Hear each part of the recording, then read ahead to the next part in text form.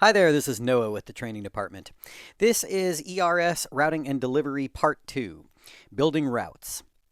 So to build a route, we are going to click here on Delivery. And I'm going to go to a previous month to show you what these different icons mean. The green icon means drop-offs, and the red icon means pickups, and the blue icons mean units that are still being rented from a previous drop-off. So for example, we can see here there's a 1 here, so that means we've got 1 drop-off on that date, and then we've still got a 1 here. Since we know that there's only 1 order on that day, we know that this 1 must be referring to that 1 order. So all this means is we've got 1 drop-off on that day, and then we have 1 order that's still out, and still out, and still out, and still out, and still out, and then we've got a pickup on this date. So that must be that we're picking up this one. Any order that is being delivered and picked up the same day is just going to use the green icon. So let's go ahead and route a day when we have a fair number of orders. So the route's going to open up in a separate browser tab like this. I'm going to make this a little bigger to make my workflow easier. So if you notice in here, we've got a wide variety of start times. Our parties are starting at all different times. And that's because this folder uses time span ordering, meaning that after the customer picks a date for their order, they're prompted to choose a party start time and a party end time using these drop-down menus here. But not every folder uses time span ordering. Some folders use time slots. There's also auto time slots and a few other ordering modes. If your folder uses time span ordering, if you've got that party start time and party end time drop-down menu as part of your ordering process on your website, all of your deliveries are automatically time sensitive, because you know exactly when that customer's party is going to start. If you're not using time span ordering, your deliveries are sort of still time sensitive in that, for example, if you're using time slots and you have, let's say, 6 orders that are starting at 9 o'clock using that 9 a.m. to 1 p.m. time slot that you have. Well, they're time sensitive in the sense that you know you have to have all 6 of those orders dropped off and delivered at 9 a.m. But your workflow is going to be just a little bit different because you're only going to have a few start times. But it's mostly the same basic idea in that you have to have everything delivered and set up by the official start time of the event. But if your folder's not using time span ordering, you're going to need the ability to schedule things that are outside of your normal scheduling procedures, orders that don't use your regular time slots, that have a custom time frame on them, and you're going to need the ability to mark those deliveries as time sensitive. So we'll go over time sensitive delivery features in the 4th video, and you can go ahead and watch this video to get the basic skills for building routes because the same basic principles will apply. All right, so let's take a look at what we've got here. Up here, we can see a visual map, and we can use this button right here to expand it. And then we can use that same button to make it smaller. And the default view is a 50-50 like this. We also see these pins up here, and the pins with the 1 in them are color coordinated to be green to coordinate with truck number 1, and same with the events on truck number 2. They're color coordinated, that same purple as truck number 2 up there. If we click into a drop-off or a pickup, the map pin up here will enlarge, and also the corresponding drop-off or pickup will also highlight when you do that. 6 a.m. means that's the time that we're leaving the warehouse. And by the way, none of this is set in stone. We're going to tweak all of this. We're going to make some adjustments here. This is just a preliminary route. So as of now, it's saying, okay, you should leave the warehouse at 6 a.m. And then we can see some other stuff. So up here, for example, arrival time is 6:19 a.m. All of this uses Google Maps. And then we've got a setup time of 30 minutes. So between that 6:19 arrival time and the setup time of 30 minutes, we can see down here 6:49 is the estimated time of completion. Now we've got the event start time up here. So we can tell that estimated time of completion is going to show up in green, meaning you're good to go, if it's before the start time of the event. Whereas we can see down here we've got a problem here because this event starts at 11, but the estimated time of completion is 5:31. So obviously we got a problem there that we're going to need to fix, and we'll do that in just a moment here. The setup time and takedown time are calculated by my folder according to the work that we did in the last video. Remember, I told the folder exactly how much time it takes to set up each bounce house and snow cone machine and the tables. And so the total of that amount of time was 30 minutes. And if we look at some other orders, we're probably going to have different... that one came out to 30 minutes also.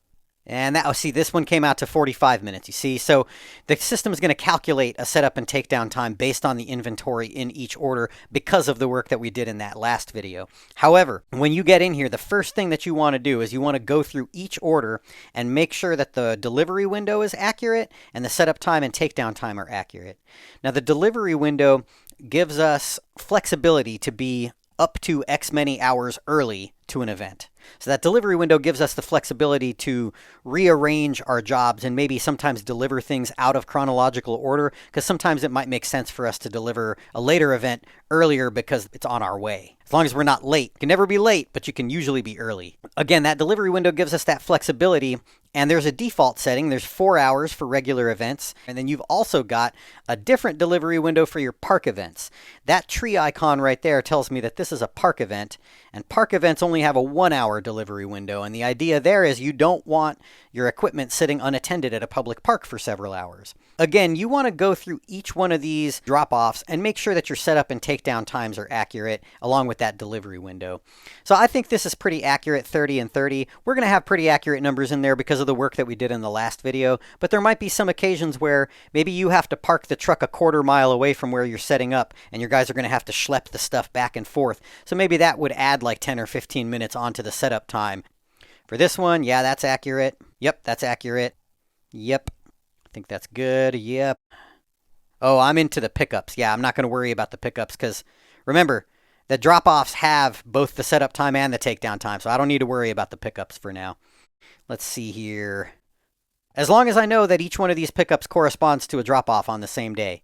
Because sometimes you might have a pickup that's from a different day if it was an overnight event. On those ones, I would probably still take a look at the takedown time. But in this case, I know that all of the pickups in here correspond to drop-offs that are on the same day. So I know if I update the drop-offs on this day, that the pickups will be taken care of. So this is good. I think this is good. Oh, the setup time and takedown time are good on this one. But what about the delivery window? Customer advised that they won't be home until 10. What time does the event start? 11. Okay. So we only have a 1-hour window on this event. Now, sometimes when you shorten the window on an event, that causes problems down the line later on in the route. It didn't cause any problems here because I don't see any red down in here. But the reason why I think is because, see, there's 4 hours between these two events, 11 and 3. So we still had plenty of leeway. Then the last one here, yeah, 30 minutes is about accurate. And the delivery windows are good on all of them. I edited this one, so we're good here. The system groups jobs together by physical proximity. So that's why these events are on truck number 2 and these events are on truck number 1. Now this event is fairly close to these ones, so why didn't it squeeze this one into truck number 1? Well, it's because we have a setting called auto load orders per truck, which limits to 6 orders per truck. Now we can override that. I could move some of these drop-offs up to this truck and put more than 6 on there, but it just means that when it builds the route by default, it's not going to go above 6. So it grouped them together like this because I had 6 jobs that were kind of in this general part of town and then 3 jobs that were much farther away up in this direction. So that's what gives us a more efficient route. We can add more trucks by clicking on this plus button down here. Now if we ever feel like things have gotten out of hand and we need to start over, we can click on this button to reset the route. So now that we have edited our delivery windows and our setup and takedown times, what we need to do is we need to fix this because this is a problem and I see some other stuff that I think is not the best. For example, this one will be done at 10:20 a.m., but the event doesn't actually start until 2 p.m. So clearly there are some things that we can improve here. So let's just start by kind of the common sense changes that kind of just come right to the top of mind here. So for example, again, we've seen this one at 9 o'clock. The next thing that happens is actually this one. And the next thing that happens after that isn't this, it's actually this. Now this is a pickup. And we can always be late to pickups, right? We can always, well, not always, but most of the time our customers are okay with having their stuff for a few extra hours at the end of their party. So most likely we can actually move this and also this to before this, but not if it makes us late for this one. So let's just see how all this goes. Let's try to move those things around and then see where we're at. In order to move jobs around, you have to click on this lock. So, going to go ahead and move this event over here. And that definitely fixed the acute problem because before we were going to be late. This was red. Now it's green. It's saying, okay, you're going to be done by 10:45. You're good. However, we do still have a lot of idle time here. Remember, the park events, only have a 1-hour delivery window. We cannot get there before, you know what? See, it still says 4:46 because that's what it was before. Let's close this and open it back up. After you move something, you got to do that in order to refresh the arrival time. So yeah, so we can't arrive before 10 a.m. So what that means is if we leave things as they are, then my drivers are just going to like sit there and twiddle their thumbs. They're going to probably drive to the place and then just sit there in the box truck until 10 a.m. And I'm not paying them to sit there for 3 hours. So in this case, I think the solution is actually rather simple. In this case, the solution is to change the start time from the truck. Yeah, so they'll be done by 8:49. There's still a little bit of idle time because after 8:49, they're going to probably drive to the park and they'll probably get there around 9:15, something like that, and they'll just be sitting there until 10 o'clock, at which point then they can start setting up this event. But no matter, you know, that's just sometimes how the cookie crumbles. I'm okay with them sitting in the truck for, 30 or 45 minutes. I'm not okay with them doing that for 3 hours. And I could even add a custom stop and send them to the Home Depot to get some gloves or something like that. In fact, you know what? Let's do that.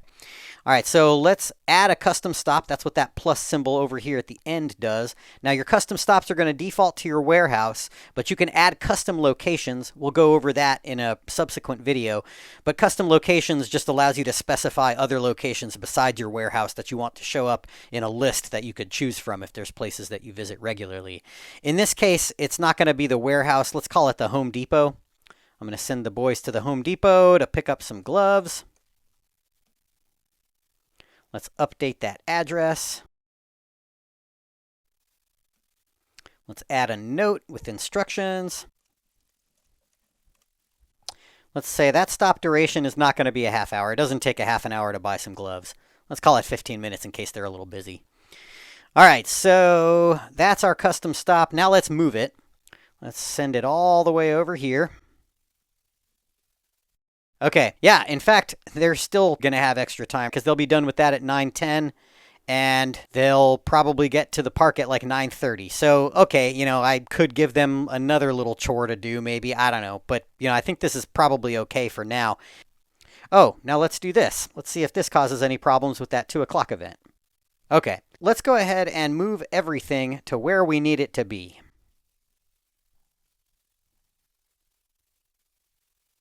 Okay. I think this looks pretty good. We still do have some idle time here, though, because this is a pickup. So the arrival time is never going to be earlier than the end time of the event, because you can't pick up your stuff before the party's over. So that arrival time is going to just be the same time as the start of the event.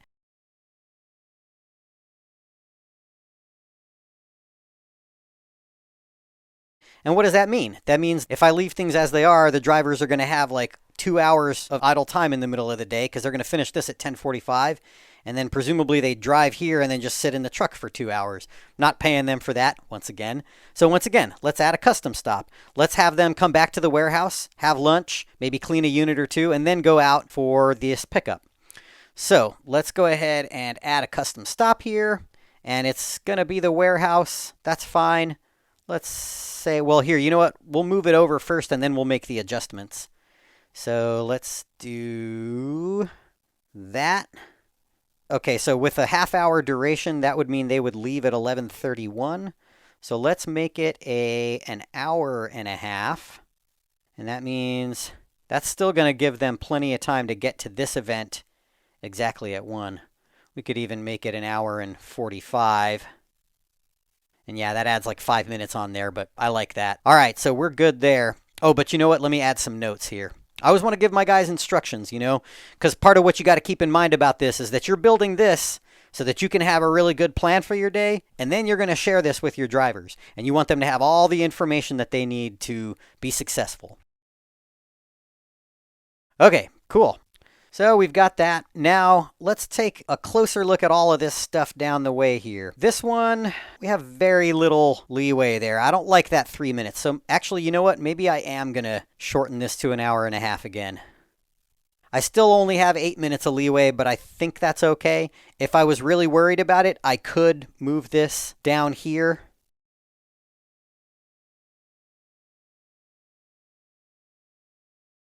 I think this is probably going to be okay. I trust my guys. They're really good and efficient.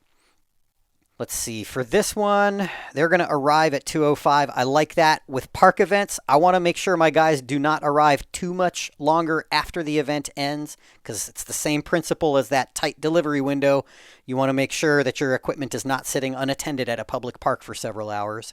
So I think we're okay there. On this one, let's see, is this a drop-off? Yeah, it is. Okay, on this one, 3:03 arrival, 3:43 completion. Yep, on this one, 4:36 completion, and they're going to pick this one up.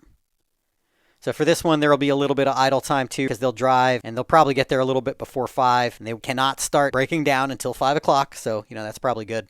For this, yeah, I'm going to call that good too. We'll deliver this one a little bit early. The customer is probably going to be okay with that. But what if they weren't? What if the customer told me, no, we're not going to be home until 7 o'clock, so we can't have you showing up at 5:40? Well, then that's when we would add a note in here. We would add a note to the order so that whoever is building the route will see that note and they'll adjust the delivery window. Remember, that's what we did with this event right here. So it's just about being in communication. Because I put this note in here for myself earlier, then when I built the route, I had that information in here, which enabled me to adjust the delivery window so that I was working with accurate information and I set my drivers up for success. And the same principle applies with my custom stops, because I took the time while I was building the route to put these notes in there and give my drivers the information that they need. They're going to be able to be successful too. All right, so the last thing in this route is this 9 o'clock pickup. In a real life scenario, I would probably just let my guys go home after they did this drop off. I would move this pickup to the next morning. So there's a way to do that from this screen, and we'll go over that in the next video. What I'm going to do for now is I am going to complete this route by adding a warehouse stop at the end of the day. Now, this is mostly for reporting purposes.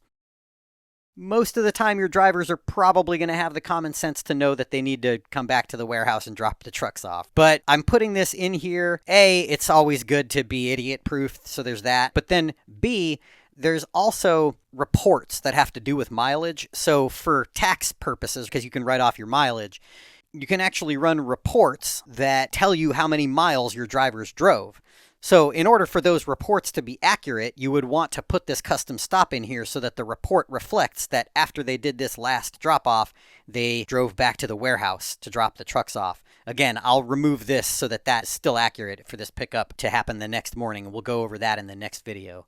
But this warehouse stop is literally not going to take any time at all. It's 0 seconds, because it's literally just them dropping the truck off and then they're off. That's the end of their shift. And in fact, you know what? I'll add a little note there. Let's say, all right, now the route is complete. Now, in a real life scenario, I would, of course, complete all of my routes. But for the purposes of this training, I'm going to go ahead and call this video good. And you get the idea, and now you can go ahead and take your quiz questions. In the next video, we will work on assigning drivers to this truck and sending them their route information. Thanks for watching, and we'll see you soon.